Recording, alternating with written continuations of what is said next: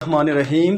سب سے پیشتر میں یہاں پہ ہمارے جتنے بھی صحافی صاحبان تشریف فرما ہیں، آپ سب کو یہاں خوش آمدید کہتا ہوں اس کانفرنس میں۔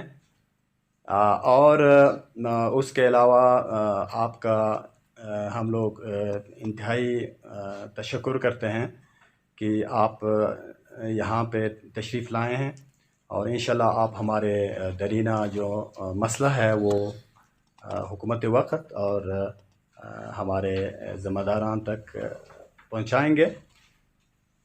چوپرسن گوجال یوتھ فورم علاقے کے سماجی کارکنان، تمام سیاسی پارٹیوں، پاکستان تحریک انصاف، پاکستان پیپلز پارٹی، پاکستان مسلم لیگ، عوامی workers party, grant action committee اور دیگر تمام پارٹیز کے کارکنان، نمبردار صاحبان، چوپرسن بانس ایسوسیشن کے ممبران اور عوامی نمائندگان اور ذمہ داران کی ایک ہنگامی اجلاس آج بمورخہ 25 اکتوبر سن 2020 کو چوپرسن گوجال میں منعقد ہوا۔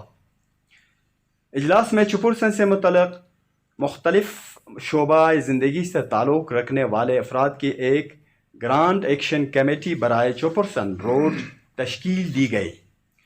اجلاس میں چوپرسن روڈ کی خستہ حالی، عوام کے لیے درپیش مشکلات اور سرکاری اداروں کی طرف سے اس روڈ کی مد میں بے قاعدگیوں اور سیاسی نمائندگان کی عدم دلچسپی کے حوالے سے گفت و شنید ہوئی۔ چوپرسن روڈ کی لمبائی شاہراہ قراقرم سے باوگندی زیارت تک تقریباً 72 کلومیٹر ہے۔ اس ڈیفنس روڈ کی تعمیر سن 1982 میں ہوئی تھی۔ اس وقت سے آج تک اس روڈ کی تعمیر و توسیع کے لیے سرکاری اداروں سے کئی منصوبے رکھے گئے، لیکن ان میں سے کسی پر بھی کام نہیں ہو سکا۔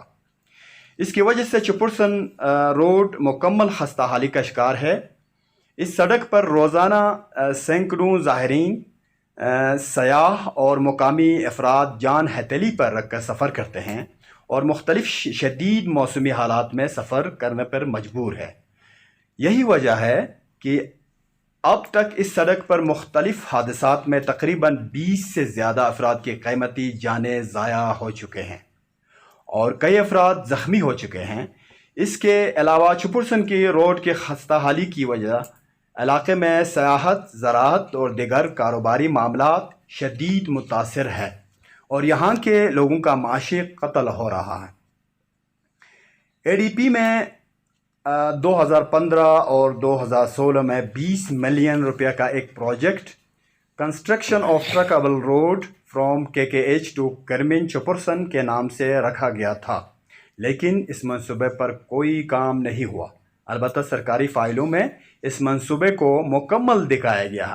اس کے علاوہ ہر سال ADP میں اس روڈ کی مرمت کے لیے رقم مختص کیے جاتے ہیں، لیکن سیاسی نمائندگان، متعلقہ حکام اور ٹھیکیدار کی ملی بھگت سے منصوبے پر خرچ ہونے کے بجائے یہ رقم ان کے جیبوں میں چلی جاتی ہے۔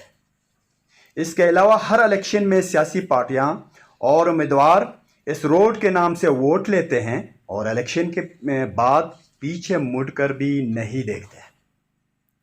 عوام کو بیوقوف بنا کر ووٹ بٹورنے کا یہ سلسلہ کئی دہائیوں سے جاری ہے اور اس الیکشن میں بھی کئی درجن امیدوار میدان میں اترے ہیں اور ایک بار پھر عوام چوپرسن کو سبز باغ دکھانے کی کوشش کر رہے ہیں، لیکن اس بار عوام چوپرسن تمام سیاسی نوسربازوں کے جھوٹے وعدے اور سیاسی ہتھ کنڈوں کو سمجھ چکے ہیں اور عوام چوپرسن انہیں مسترد کرتے ہیں۔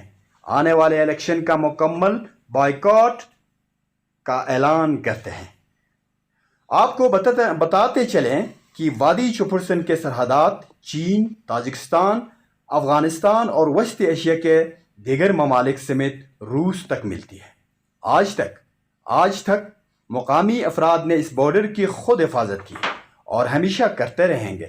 یہی وجہ ہے کہ آج تک اس بارڈر پر کوئی بد امنی اور دہشت گردی کے واقعات رونما نہیں ہوئے ہیں، جبکہ پاک افغان کے دوسرے بارڈرز میں آئے روز کئی واقعات رونما ہو جاتے ہیں۔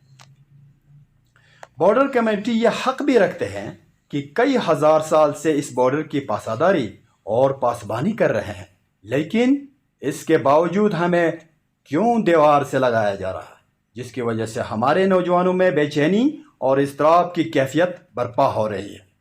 یہاں ہم یہ بھی کہنا چاہتے ہیں کہ کئی دہائیوں سے چپرسن روڈ کی مد میں ہونے والے باقاعدگیوں کے حوالے سے چپرسن عوام یوتھ کے لیے شدید تشویش کا باعث بن رہا ہے۔ لہٰذا ہم ریاستی اداروں، میڈیا کے ذریعے اپنے تحفظات متعلقہ اداروں کو بھی ارسال کر رہے ہیں۔ ایسے مشکلات سے دوچار عوام چپرسن حکومت پاکستان اور حکومت گلگت بلتستان کے ذمہ داران اور فورس کمانڈر گلگت بلتستان سے پرزور اپیل کرتے ہیں۔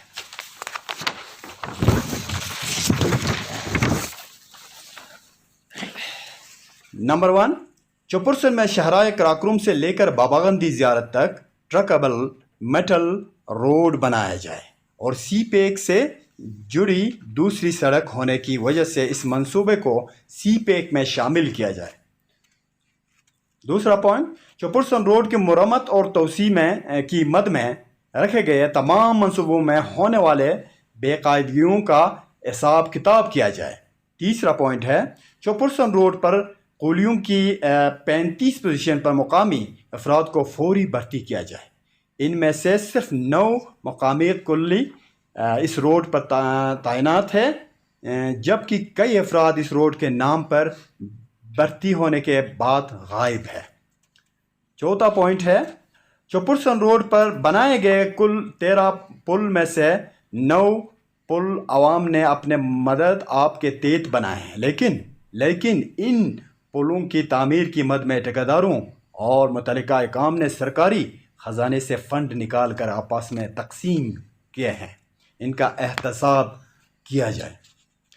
ان تمام مشکلات، پریشانیوں اور تکلیفات کو مد نظر رکھتے ہوئے گرانٹ ایکشن کمیٹی برائے چپرسن اور تمام سٹیک ہولڈرز عوامی چپرسن کے نمائندگی کرتے ہوئے متفقہ طور پر آنے والے انتخابات سن 2020 کا مکمل بائیکاٹ کا اعلان کرتے ہیں۔